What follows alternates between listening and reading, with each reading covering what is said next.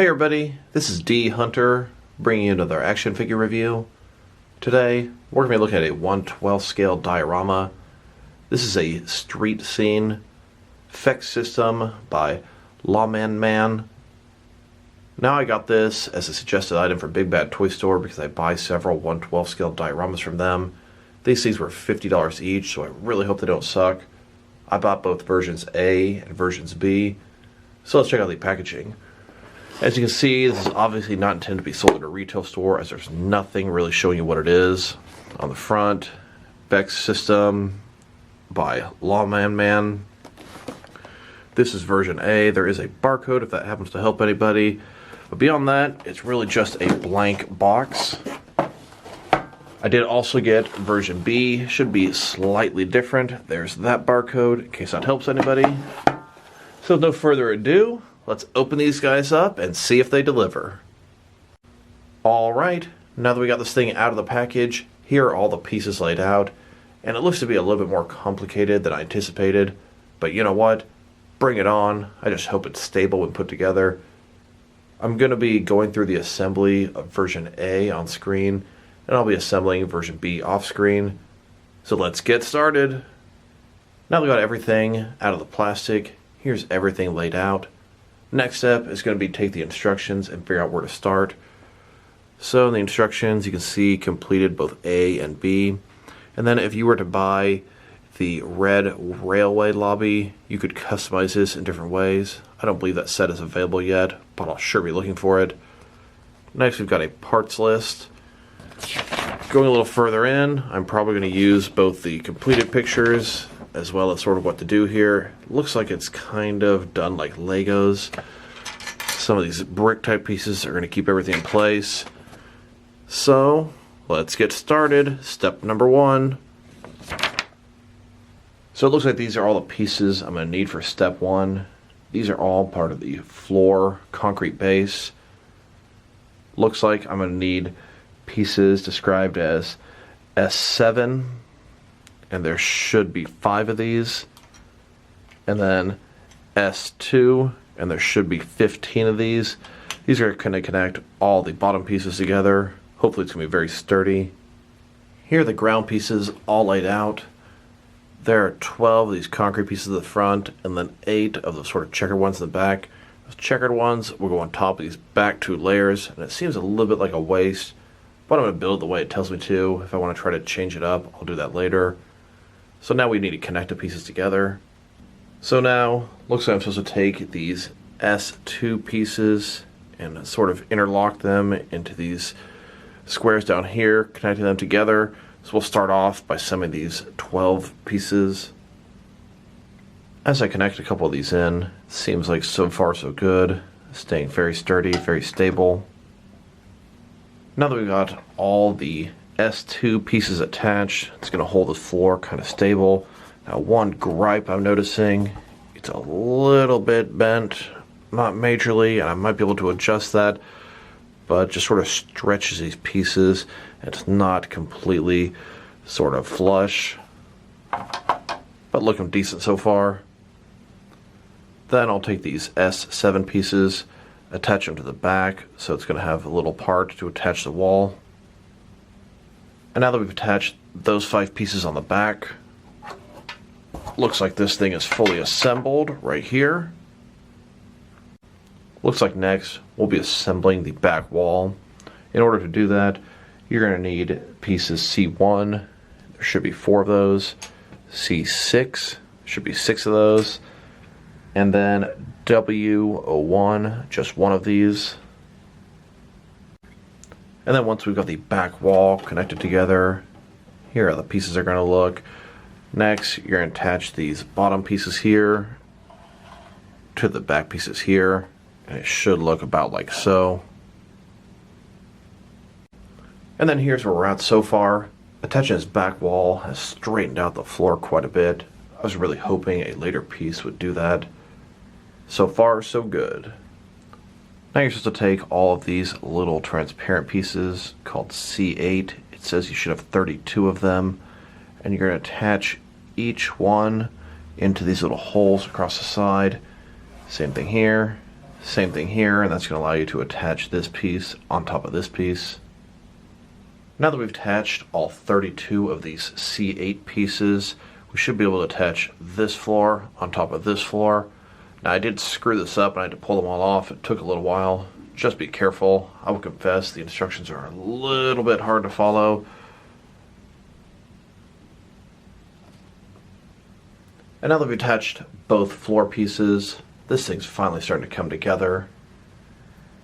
Next, you need to take piece S18. Should have 2 of them, and that's going to allow you to attach the fence. They're sort of going to go into place like so. Now that they're attached, you simply slide the fence inside. And there's that. You can customize this thing a little bit. You could change the fence from here to the middle to the side, and since I have 2 sets, I could potentially put 2 fences here or 0. Just a lot of different options there.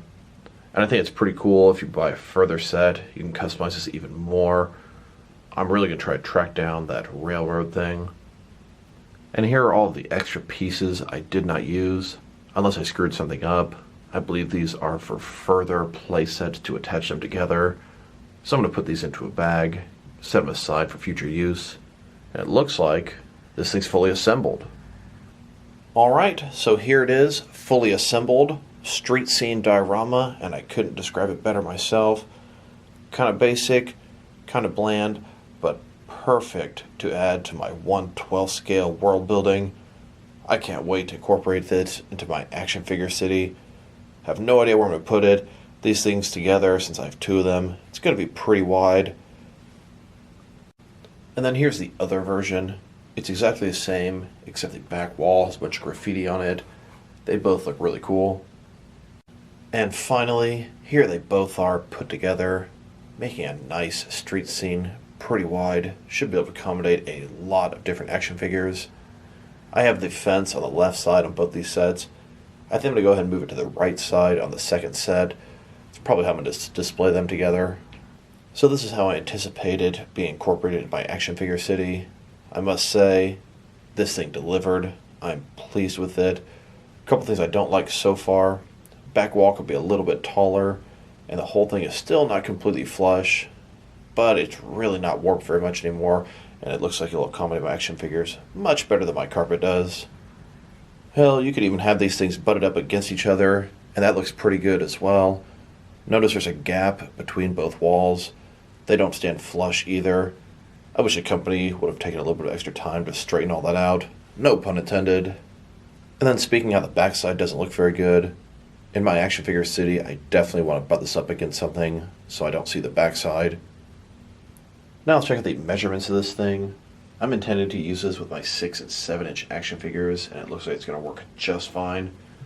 So from one side to the other, sitting at about 14.5 inches wide. As far as how deep it is, about 11 inches deep. And then the height of this thing, 7 inches tall. Now that means if I put 2 together, mine is going to be 29 inches wide. And here's just a regular scene with some regular people or civilians in the city. You can see a line of people trying to get a hot dog at the hot dog stand. A couple people shaking hands on the other side. This is what I like. Regular action figure scenarios and dioramas to use in my action figure city, which is predominantly Batman related. And of course, there's no reason you can't use this for Batman taking down a crowd of thugs. Here it is, next to the NECA street scene diorama, another 1/12 scale diorama, and actually of the exact same name. The NECA diorama is quite superior, but it also costs a little bit more than twice as much. They're both great additions to my action figure city. So at least for the short term, this is where I'm going to keep this thing in my action figure city. You can see we've got buildings all over the place, different street scenes, diorama pieces, regular city setup, and this is where it's going to be, at least in the short term for now. I like the fact that the back wall is kind of short, doesn't fully block access to the shelf behind it. Now let's check this thing out with some action figures from different various companies to see how it fits in both scale and style wise. I do think this thing works a little bit better for the 6-inch figures versus the 7-inch figures, but I think it accommodates both of them nicely.